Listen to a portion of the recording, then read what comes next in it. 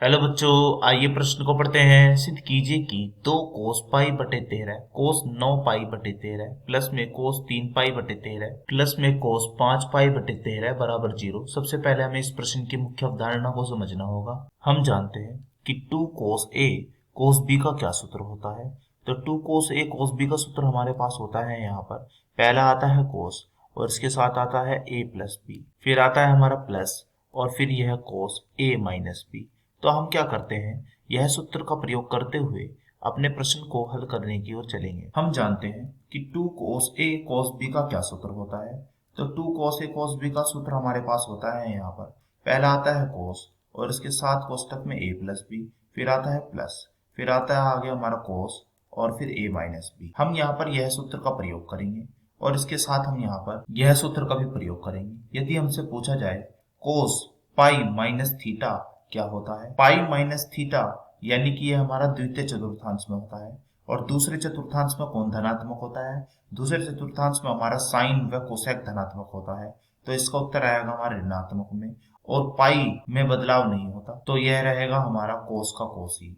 तो बोलेंगे माइनस के कोस थीटा। तो अब हम यह मुख्य अवधारणा का प्रयोग करते हुए अपने प्रश्न को हल करने की ओर चलते हैं। सबसे पहले हम अपने प्रश्न का बायां पक्ष हल करते हैं। तो हमारे प्रश्न का बायां पक्ष क्या है।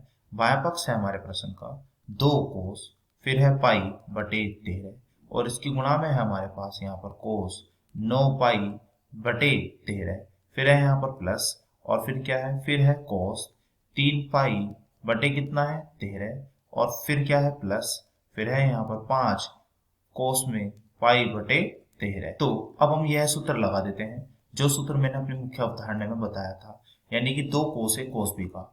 ए का काम करेगा यहाँ पर पाई बटे 13, बी का काम करेगा यहाँ पर 9 पाई बटे 13। तो इस सूत्र के अनुसार क्या आएगा, तो यह आएगा हमारा यहाँ पर पहले था सूत्र में है यहाँ पर कोस, फिर था ए प्लस बी, ए यानी कि पाई बटे 13, फिर प्लस बी यानी कि यह 9 पाई बटे 13।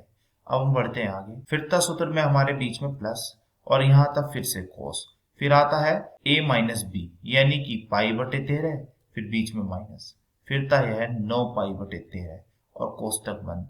फिर क्या था प्लस में जो हमारे जो दो भाग बचे हुए हैं, यह वाला भाग और यह वाला भाग।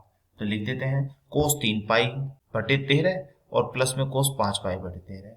तो पहले लिख दीजिए, तो कोस में पहले था यहाँ पर 3 पाई बटे 13 और फिर प्लस में यह कोस 5 पाई बटे 13।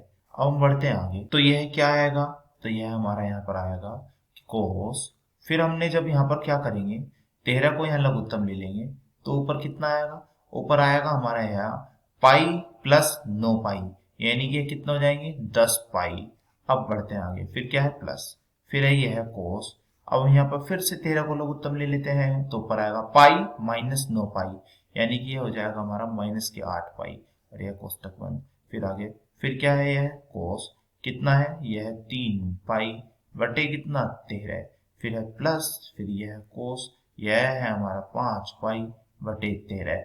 अब हम जानते हैं यदि हमसे पूछा जाए कि कोस माइनस थीटा का सूत्र क्या होता है, तो इसका सूत्र होता है प्लस में यह है कोस थीटा। तो अब हम यह सूत्र भी यहाँ पर लगा देते हैं। तो बताइए क्या आएगा, तो आगे आएगा हमारा कोस कितना है, यह है 10 पाई बटे कितना 13।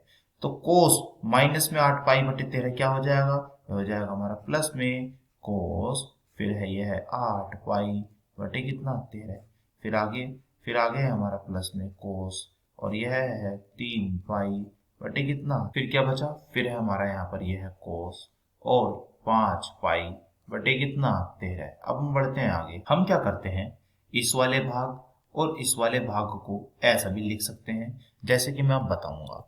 पहले यदि मैं सोचूं कि कोस यह है 10 पाई बटे 13, इसे हम कैसे लिखेंगे, इसे हम लिखेंगे यहाँ पर कोस, पहले करेंगे पाई माइनस में 3 पाई बटे 13 और इसका दूसरा भाग जो क्या था, यह था कोस 8 पाई बटे 13। इसे भी हम ऐसे लिख देंगे कि कोस पाई माइनस 5 पाई बटे 13। तो अब हम इन दोनों को वहां पर रख देते हैं। तो बताइए हमारा क्या आएगा। तो इन दोनों के मान क्या क्या है, इन दोनों के मान है पहले वाले का मान कोस पाई माइनस में 3 पाई बटे कितना 13। फिर आगे अब हम रखते हैं इसका मान, तो यह है हमारा प्लस में कोस, फिर है पाई माइनस 5 पाई बटे 13। और हमारे फिर क्या भाग बचे, अब हमारे दो भाग बचे हुए हैं, एक ये वाला और एक ये वाला, तो लिख लेते हैं इन दोनों भागों को भी। प्लस फिर क्या है कोस, और ये है 3 पाई बटे कितना 13।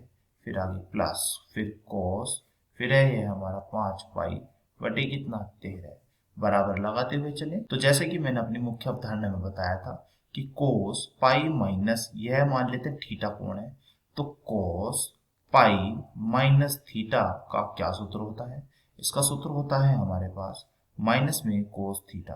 तो यह हम यहाँ पर लगा देते हैं, तो बताइए क्या आएगा, तो यह आएगा हमारा यहाँ पर कोस, फिर आएगा यह माइनस थीटा यानी कि माइनस भार, और थीटा कोण कितना है, थीटा कोण है 3 पाई बटे 13, तो 3 पाई बटे 13। ठीक ऐसे ही दूसरा, यह भी हमारा यहाँ पर थीटा मान लेते हैं, तो यह भी हो जाएगा माइनस में ही, तो माइनस कोस थीटा, तो इसे भी लिख देते हैं माइनस, फिर कोस थीटा कितना कोण है वहां थीटा कोण है हमारा 5 पाई बटे 13। अब हमारे दो भाग बचे, पहला वाला भाग क्या था, यह कोस 3 पाई बटे 13, दूसरा वाला भाग प्लस में यह कोस 5 पाई बटे कितना 13। अब मैं देख रहा हूं यह दोनों ऋणात्मक और धनात्मक में है, कट जाएंगे, ऐसे ही ये दोनों कट जाएंगे, तो हमें यहाँ पर अपने बाएं पक्ष का उत्तर कितना मिला 0, जो क्या बन चुका है दायां पक्ष। तो हमने यहाँ पर दायां पक्ष और बायां पक्ष को एक समान सिद्ध कर दिया है। आशा करता हूँ यह प्रश्न आपको समझ में आया होगा। धन्यवाद।